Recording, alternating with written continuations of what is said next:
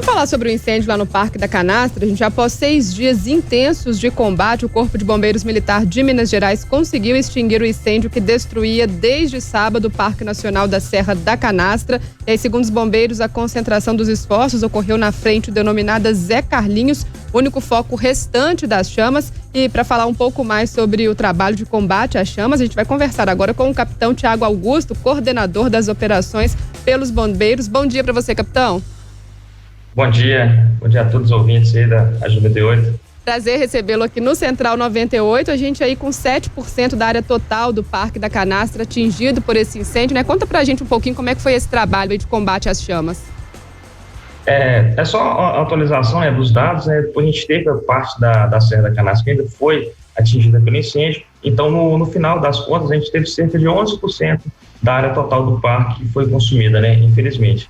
Mas mesmo apesar desse quantitativo, a gente encara como sucesso, porque todas as ações empenhadas de combate e contenção do fogo, eles fizeram por minimizar esses efeitos negativos do fogo. Então, assim, esses 11% parece ser um quantitativo alto, mas poderia ser bem maior se não houvesse todo o empenho, o esforço do Corpo de Bombeiros coordenado com as ações do ICMBio.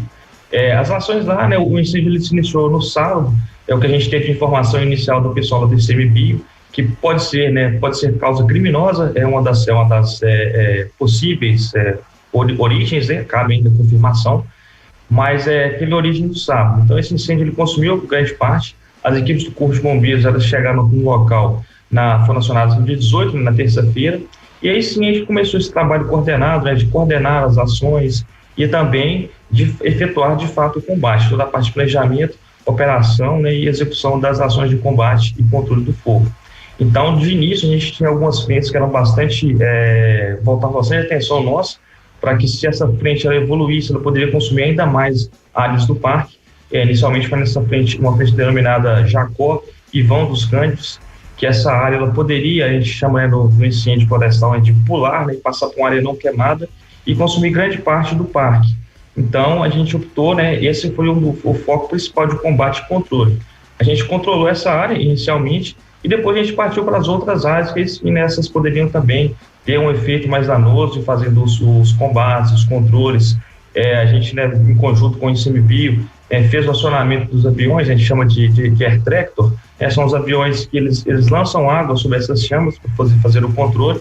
Então a gente utilizou desse recurso também, assim como as aeronaves, né, a aeronave de apoio da Polícia Militar, que fazia o lançamento das equipes em campo, em alguns locais até difícil acesso por via terrestre, então fazia esse lançamento das equipes via aéreo, e também, né, a própria aeronave da Polícia Militar, ela também fazia o lançamento com equipamento que a gente chama de Bump Bucket, que ele joga em torno de 500 litros de água também nesses locais que a gente estava fazendo o combate. Então, assim, é uma operação de grande vulto, né, envolvendo várias agências.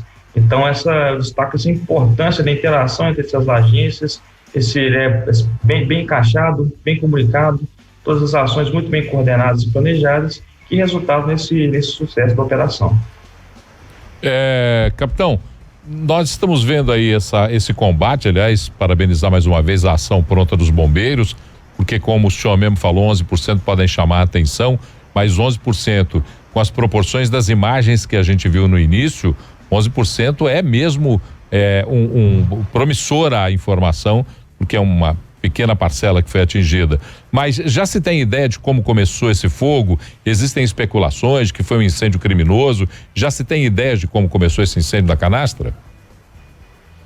A ideia inicial, né, é que se tratava de um incêndio criminoso, né? Não foi possível identificar que pessoa, né, quem pode ter iniciado esse foco de incêndio, né, que alastrou da forma como se alastrou.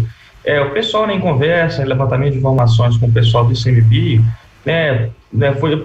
foi levantada essa informação que é uma pessoa que ela tem um certo conhecimento da região do parque. Esse incêndio, né, o local onde provavelmente foi esse início das chamas, ele se desenvolveu muito rápido, e era uma área de difícil controle, iria progredir para uma área onde as equipes dificultariam o acesso e chegada. Então, o levantamento de informações junto ao ICMBio pode ser uma pessoa que detém um certo conhecimento, até de questão de conhecimento de vento, de questões climáticas, para poder colocar o incêndio justamente nessa área. Então, assim, né, são tudo levantações, informações iniciais, né, então cabe confirmação para a gente tentar chegar, né, a esse possível, identificar esse possível suspeito, a gente ter iniciado esse incêndio. Mas, a princípio, pela forma de início do incêndio, suspeitas que esteja de origem criminosa, infelizmente. E, capitão, quais foram as maiores dificuldades nesse combate, né? O vento, você falou do vento, o tempo seco, qual foram as dificuldades encontradas? A questão dos ventos, né? A região da Serra da Canastra, ela tem muita alteração em relação à direção, velocidade dos ventos. Então, tudo isso muda o comportamento do fogo. Então, a questão dos planejamentos, a gente tem que estar sempre atento a essas questões, essas análises mais técnicas, né? Da questão do comportamento do fogo em relação a ventos, condições climáticas, umidade.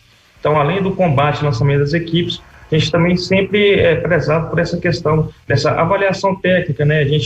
Os mecanismos que nos fornecem informações em relação às condições do vento, temperatura, então tudo isso fazia parte, né, das nossas ações de planejamento. Então, essa é uma das dificuldades, a gente tentar prever, né, tentar ser mais assertivo nas ações, e também a questão das condições do terreno, né? Então, a questão de acesso. Então, por isso que a gente tinha que priorizar alguns locais. Então, assim, né, quando a gente estava fazendo o combate, a gente tinha alguns outros focos, mas, né, de menor vulto, então a gente priorizava um que se evoluísse, né, da forma com todas essas variáveis, que poderiam nos trazer uma condição muito mais complexa de combate e controle. Então, a gente teve que fazer essas ações, né, de avaliação por correto emprego, né, dos militares do Corpo de Bombeiros, dos brigadistas do CMB. Então, essas foram as grandes dificuldades que a gente teve para poder coordenar, né, e fazer o lançamento das equipes. A questão das condições do terreno, né, saber qual local que poderia ser lançado equipes terrestres, equipes, né, por via aérea, e essas condições climáticas também que englobavam todo o nosso planejamento. Capitão, a gente está agora vivendo um período e ainda tem aí pelo menos 1 mês e meio de preocupação, até que a chuva se inicie, a gente espera que seja rapidamente, mas pelo menos um mês e meio de grande preocupação, onde pequenos cintiantes, chacareiros colocam fogo para mato que eles ajuntam, para limpar pequenos roçados, e aí os vizinhos às vezes são surpreendidos com isso, vizinhos de áreas como parques ou áreas preservadas. O que tem que fazer uma pessoa quando vê o pequeno foco de incêndio ao lado? Qual é a primeira ação que ele pode fazer para minimizar a ação do fogo daí para frente? A primeira orientação que a gente passa, né, de não realizar esses tipos de queimas, né, de fogo, sem ter a devida técnica, né? Então, a gente chama, né, um incêndio, ele é o fogo sem controle. Então, às vezes a pessoa, ela inicia aquele incêndio, aquela queima, aquele material combustível, né, na vegetação, e ele alastra devido a essas questões, né, de mudança do vento. Então ele se alastra e se transforma num incêndio, que é o fogo sem controle. A primeira orientação que a gente dá é não fazer isso sem a devida técnica, sem comunicar aos órgãos ambientais. Lembrando, né, que provocar incêndio, eles constituem um crime. E a pessoa que ela visualizar isso, ela de acionar de imediato o Corpo de Bombeiros, né, e as autoridades para poder tomar as medidas cabíveis, né, seja em relação à questão de autuação, né, for caso até condução preso dessa pessoa que vai fazendo esse incêndio criminoso, e mesmo o Corpo de Bombeiros vai chegar o quanto antes nesses locais e fazer o devido controle, né, e evitar que esse incêndio ele se alastre e tome proporções maiores. Mas a orientação que a gente dá é de não fazer essa prática, né, não adotar essa prática sem o devido conhecimento, sem comunicar às autoridades, né. Então tem que ser feita toda uma análise, né, para fazer colocar esse incêndio, no caso de propriedades rurais, tomar os devidos cuidados em relação a fazer asseio.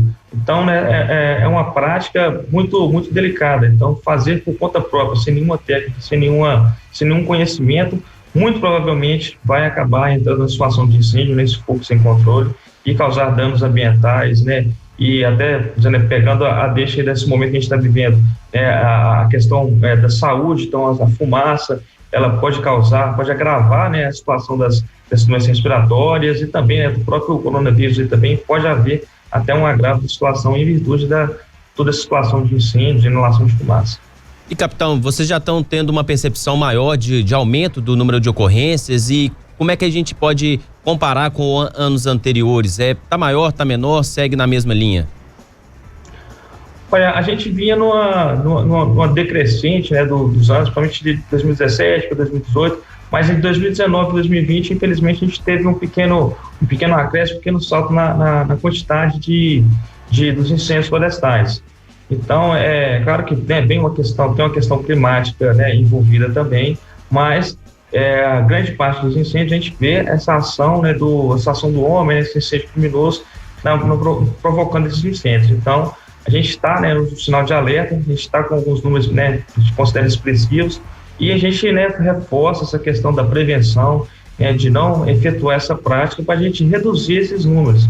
Então, cada vez mais o Corpo de Bombeiros tem iniciado o quanto antes essas campanhas, né, de prevenção, de conscientização da população para não fazer essa prática, né, comunicar às autoridades, né, em caso de se ver alguma pessoa efetuando essa prática de colocar fogo, né, em vegetação.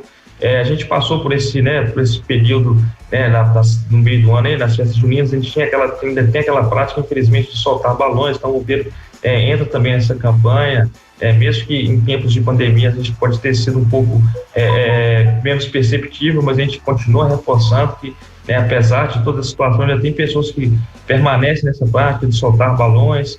Então a gente trabalha sempre, né, pensa sempre trabalhando na prevenção, a gente não chegar nessa situação de combate efetivo, de ter que empenhar pessoal. É uma atividade bastante desgastante, ela demanda um grande quantitativo de bombeiros militares, né, e esses bombeiros militares envolvidos nesse combate, né, são retirados das suas funções normais, é a missão constitucional nossa também de combater os incêndios, mas nesse trabalho de prevenção, né, não ocorrendo esses incêndios, esses bombeiros poderiam estar atendendo outras ocorrências que seriam, né, até de maior interesse da população, né, os próprios atendimentos pré-hospitalares, né, e outras ações de salvamento.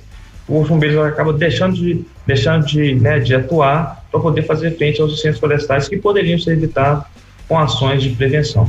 Capitão, e nessas ações aí de prevenção também, inclui aquelas medidas simples, né? Guimba de cigarro que não devemos jogar em qualquer lugar, latinha de lixo que joga ali no meio do mato, a fogueira do acampamento, isso também faz a diferença aí na hora de evitar esse incêndio, principalmente no período seco, né?